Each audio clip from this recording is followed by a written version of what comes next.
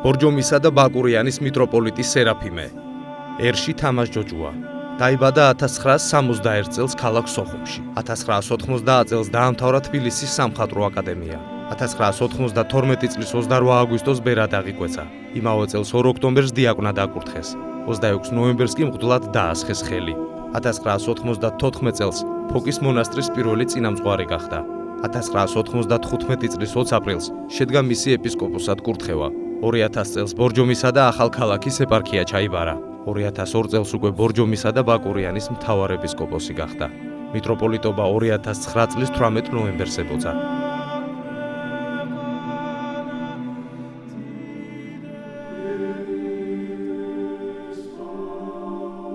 მისი გზა ეკლესიას სუსტად 19 წლის წინ დაუკავშირდა.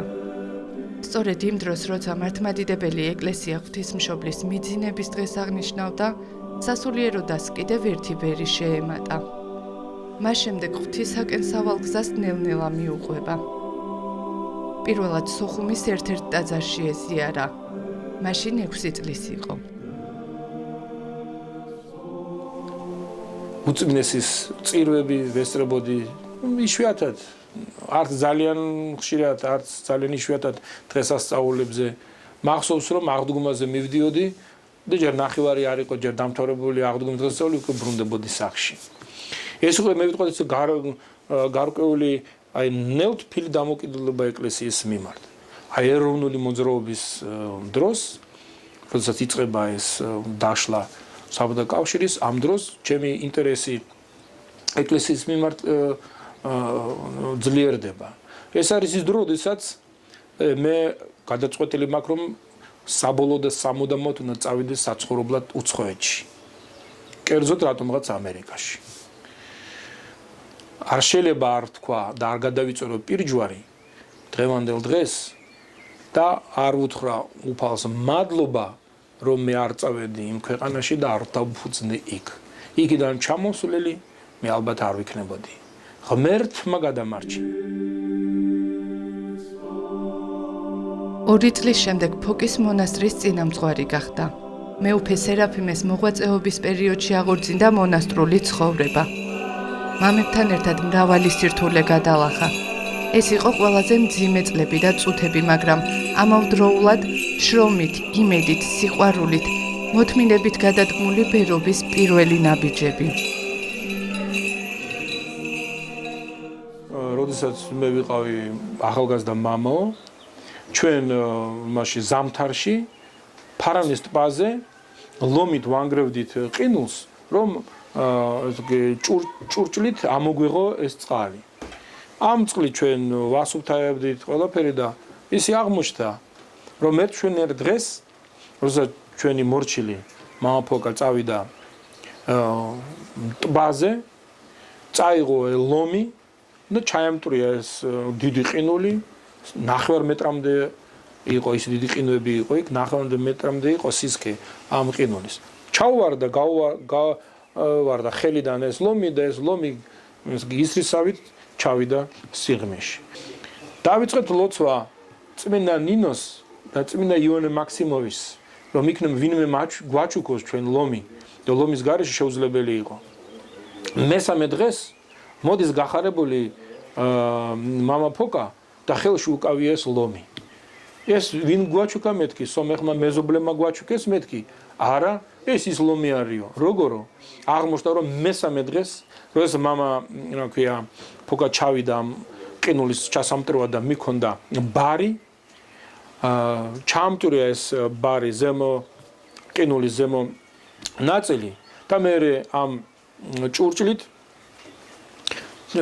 ჩადო წყალში და ხედავს, რომ არ მიდის ეს ჭურჭელი და გახედა და ეს ლომი, ის რაც ქვემოთ იყო ლომი, ის იყო ამოსული სასწაულებრივად. მორჩილებაში 7 თვე იყო. მაშინ აკაკი ერქვა. იმ პერიოდში ერში დაბრუნების უფლება ჯერ კიდევ ჰქონდა, თუმცა მაშინ უფალს მიენდო და უწმიდესის კურთხევით მარტყოფის მამათა მონასტერში ბერად აღკვეცეს. მას სერაფიმე ეწოდა. რამოდენიმე წლის წინ დედა სერაფიმა იყო ესეთი მონაზონი და გარდაიცვალა და სამთავროს დედათა მონასტერში იყო მისი დაკრძალვა ეზოში. Რო გამოასვენეს ეკლესიიდან მეუფე მოუძღო და წინ მრევლს და მტრედების ჯგუფი მოფრინდა და ერთი თეთრი მტრედი მეუფის თავზე ტრიალებდა. მეუფემ რა უნდაო იფიქრა და ხელი გაუშვირა. და ეს თეთრი მტრედი დააჯდა ხელს. მეუფეს კაიხანი იჯდა და ჩვენ ეგრევე ვიხელთეთ დრო და გადავიღეთ სურათი. მისი ცხოვრება ძალიან საინტერესოა, უამრავი ისეთი ფრაგმენტები არსებობს. რომ აი თუნდაც ერთ-ერთი მაგალითი ის რომ მეუფე სერაფიმემ ერთ დედაოსთან ერთად, მატრონასთან ერთად გადაიღო სურათი. და მის უკან მეუფეს უკან გამოჩნდა დედა ღვთისმშობლის სილუეტი. მეუფე სერაფიმე ღვთისმსახურებას ბერი გაბრიელის მანტიით შეუდგა. აღკვეცისას ახალგაზრდა მორჩილს მამა გაბრიელმა ბერის სამოსი პირადად აჩუქა. მეუფისთვის ეს განსაკუთრებული საჩუქარია და დღემდე სათუდად უფრთხილდება. როცა ჩვენ შევედით სამთავროს დედათა მონასტერში, გამოვიდა მამა გაბრიელი და უთხრეს რომ აი მორჩილი აკაკი უნდა აღიკვეცოს ბერად სახელად სერაფიმე და მანტია არ აქვს და ჯვარი და წენიფთები. ერთ წუთსო მითხრა. ერთ წუთიო ქვია დამელოდეო. მე ვიფიქრე რა უნდა დაველოდე და შევიდე და გამოაკ თავისი ანაფა რომელიც მას ყოველდღურად არ ეცვა და გაუფრთხილდი ასე მითხრა. დამოცა და აი ესე გავამეგზავრებეთ, დავიწყე მოღვაწეობა. ბორჯომისა და ბაკურიანის მიტროპოლიტი სერაფიმე ფოკის მონასტრის ბერი იყო, როდესაც მის მშობლიურ სოხუმს ცეცხლის ალი ეკიდა. და 20 წელიწადმა დაამტკიცა, რომ ქვეყანა ვერ ერთიანდება ჩვენი ჩვეულებრივი ერის ადამიანის ფიქრით თუ მითითებით. ესე იგი, ყველაფერი იმედი უნდა გქონდეს ჩვენ უფლისგან. ესე იგი, სწორი მიმართულება ჩვენ უნდა მოგვცეს ეკლესიამ. როდესაც აფხაზეთში ომი მძვინვარებდა, დაიწერა ლექსი. სოხუმში დარჩენილმა დედამ ღვთისგზაზე მიმავალი შვილი დაალოცა. საზარელი ომის შემდეგ დედა დღემდე აფხაზეთში ცხოვრობს. მშობლის სიყვარულით გამთბარი ლოცვა კი დედების ჰიმნად აღღერდა. სერაფიმე, გაძლიეროს ღმერთმა უფალმა. მამა, ჯანმრთელობით, ძლიერებით, კარგად ყოფნით. შენ დედმამიშვილებთან ერთად შენ ოჯახში მშვიდობიანობა, ჯანმრთელობა და ბედნიერება მოგწეს დედა ღვთისო. ფარველობა დედა ღვთისო. კარგად იყავი. დედა გენაცვალოს და დედა შემოგევლები თვალწინ მიდგას ზეცაში აბღორობილი ხელები შენი შავი სამოსი შენი შავი წვერები მუხლო მოდრეგით ხატისწი ჩუმად რომევედრები შეგეციო სუფალი ღვთისმშობელი მარია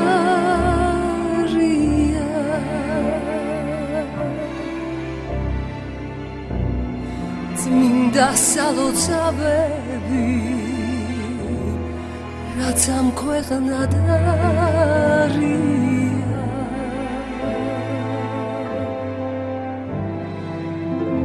წმინდა ნინოსა ვალიგაზით რომ ახუთქვიბერობა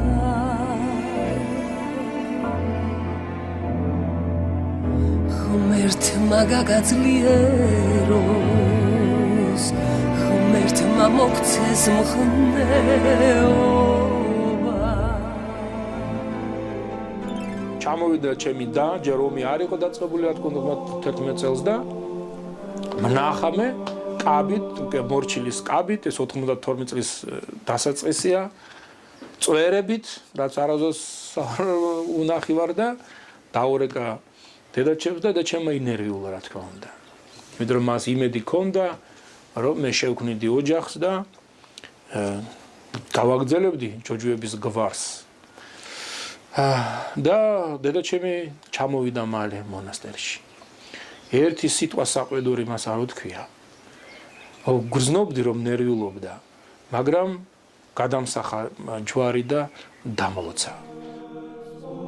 სოხუმის სამხატვრო სკოლის შემდეგ სწავლა თბილისის სახელმწიფო სამხატვრო აკადემიაში გააგრძელა. სასწავლებლის წარმატებით დასრულების შემდეგ პროფესიით არქიტექტორი გახდა. თავისი საქმიანობისთვის არასოდეს უღალატია, თუმცა საერო ცხოვრებას ღვთისმსახურობა ამჯობინა. არქიტექტურას კი ხატწერა.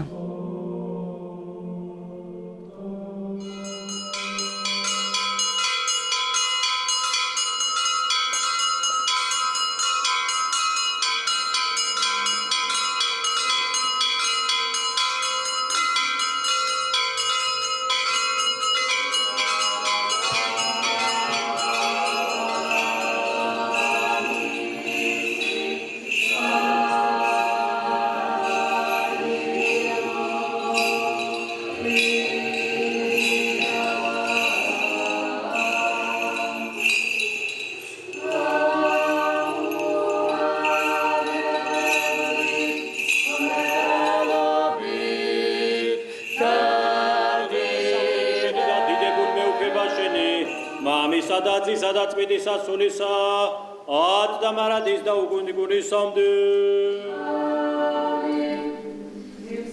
მთელი ბავშვობა ხატავდა. დღეს კი ამისთვის უკვე იშვიათად იცლის. დრო და დრო მაინც ხატავს. უпростоრად ხატებს წერს. განსაკუთრებული სიფაქიზით სერაფიმ საროველის ხატს ქმნის. ის მეუფის მფარველი წმინდანია.